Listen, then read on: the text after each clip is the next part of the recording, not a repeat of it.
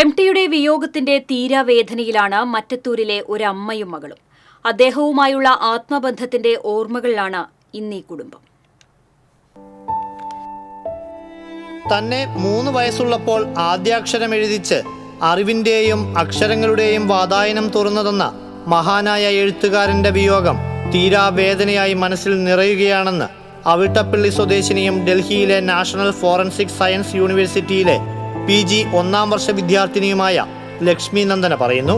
ആദ്യാക്ഷരം എഴുതിച്ചത് MT സാറാണ്. എനിക്കറിയില്ല എനിക്കെങ്ങനെയാണ് അങ്ങനെ ഒരു ഭാഗ്യം കിട്ടിയത്. എൻ്റെ അച്ഛൻ വഴിയാണെന്നറിയാം.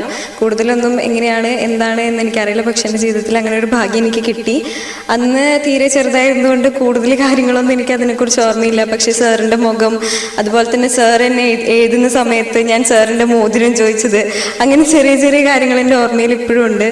അന്ന് എനിക്ക് ആ ഒരു നിമിഷത്തിൻ്റെ വില എന്താണെന്ന് ശരിക്കും അറിയില്ലായിരുന്നു. കാരണം തീരെ ചെറുതായിരുന്നുണ്ട്. പക്ഷെ പിന്നീട് വലുതാകും തോറും MT സാറിൻ്റെ പുസ്തകങ്ങൾ വായിക്കുമ്പോഴും എല്ലാം എൻ്റെ ജീവിതത്തിൽ കിട്ടിയ എത്ര വലിയ ഭാഗ്യമായിരുന്നു അതെന്ന് പിന്നീട് ഞാൻ വളരെ സന്തോഷത്തോടെ ഓർക്കാറുണ്ട്.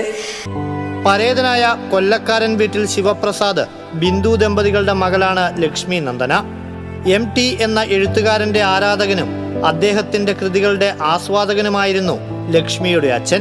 ഓരോ രചനയും വായിച്ചു കഴിഞ്ഞാൽ ശിവപ്രസാദ് ഫോണിൽ MTയെ വിളിച്ച് തൻ്റെ വായനാനുഭവം പങ്കുവെക്കുമായിരുന്നു. അതുകൊണ്ട് തന്നെ തൻ്റെ മകളെ ആദ്യാക്ഷരം എഴുതിക്കാൻ MT അല്ലാതെ മറ്റൊരാളുടെ പേര് ശിവപ്രസാദിന്റെ മനസ്സിൽ തെളിഞ്ഞില്ല. 2006 ലക്ഷ്മിയെ തിരൂർ തുഞ്ചൻ പറമ്പിലേക്ക് എഴുത്തിരുത്തലിനായി കൊണ്ടുപോയത്. അതിന് 2 ദിവസം മുൻപേ MTയെ വിളിച്ച് തൻ്റെ മകളെ ആദ്യാക്ഷരം എഴുതിക്കണമെന്ന ആവശ്യം ശിവപ്രസാദ് അറിയിച്ചിരുന്നു. എന്നാൽ മകളെ MTയുടെ മുന്നിൽ എത്തിക്കും മുൻപേ എഴുത്തിനിരുത്തൽ ചടങ്ങ് അവസാനിപ്പിച്ചുകൊണ്ടുള്ള അധികൃതരുടെ അനൗൺസ്മെന്റ് മുഴങ്ങിയത് ശിവപ്രസാദിനെയും ഭാര്യയെയും നിരാശപ്പെടുത്തി. കൊടകരയിൽ നിന്ന് ശിവപ്രസാദ് മകളുമായി എഴുത്തിനിരുത്തലിനെത്തുമെന്നും അതു കഴിഞ്ഞേ താൻ മടങ്ങുകയുള്ളൂവെന്നും സംഘാടകരോട് MT പറഞ്ഞതോടെ അധികൃതർ പ്രത്യേകം അനൗൺസ്മെന്റ് നടത്തി ശിവപ്രസാദിനെയും കുടുംബത്തെയും MTയുടെ മുന്നിലെത്തിക്കുകയായിരുന്നു. എഴുത്തിനിരുത്തലിന് ശേഷം അന്ന് MT കയ്യൊപ്പിട്ട് സമ്മാനിച്ച പുസ്തകം ഇന്നും നിധി പോലെ ലക്ഷ്മി നന്ദന സൂക്ഷിക്കുന്നു. എഴുത്തുകാരനും വായനക്കാരനും തമ്മിലുള്ള ബന്ധത്തിനും അപ്പുറം ഗുരുവും ശിഷ്യനും എന്ന തരത്തിലുള്ള വാത്സല്യം കലർന്ന ബന്ധമായിരുന്നു ശിവപ്രസാദും MTയും തമ്മിലെന്ന് ബിന്ദു ഓർമ്മിക്കുന്നു. വളരെ സൗമ്യമായിട്ട് തന്നെ സംസാരിക്കാറുണ്ട്. വായിച്ച പുസ്തകം MTയുടെ കാലം, അതേപോലെ തന്നെ അസുരവിത്ത്, മഞ്ഞ്, 2ാം മൂഴം, ഏറ്റവും ഇഷ്ടപ്പെട്ട പുസ്തകങ്ങളാണ് 2ാം മൂഴവും അതുപോലെ തന്നെ കാലവും. പിന്നെ അതിനെ പറ്റിയിട്ടൊക്കെ ഞങ്ങൾ സംസാരിക്കാറുണ്ട്. പ്രസാദ് സാറിൻ്റെ അടുത്ത് സംസാരിച്ച് കഴിഞ്ഞാൽ ഫോൺ ഞങ്ങളുടെ അടുത്ത് തരും. ഞാനും മോളും സംസാരിക്കാറുണ്ട്. വളരെ സ്നേഹത്തോടു കൂടി തന്നെ ഞങ്ങളോട് സംസാരിക്കാറുണ്ട്. മോളെ എഴുത്തിനിരുത്തി പോരണ സമയത്ത്, തിരിച്ചു വരണ സമയത്ത് അവൾക്ക് സ്നേഹത്തോടു കൂടി ഒരു പുസ്തകം MT സാർ സൈൻ ചെയ്ത് തരികയൊക്കെ ചെയ്തിരുന്നു. അതിനുശേഷം മോൾക്ക് ഒരു പുസ്തകം ആൾ സൈൻ ചെയ്ത് അയച്ചു കൊടുക്കുകയും ചെയ്തിരുന്നു.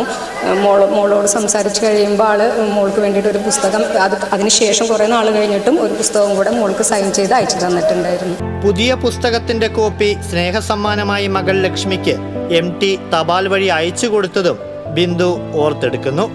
അതുല്യനായ എഴുത്തുകാരന്റെ വേർപാടുണ്ടാക്കിയ ദുഃഖം മഞ്ഞുപോലെ മനസ്സിൽ എക്കാലവും ഘനീഭവിച്ചു കിടക്കുമെന്ന് ബിന്ദു പറയുന്നു. TCV കൊടകര.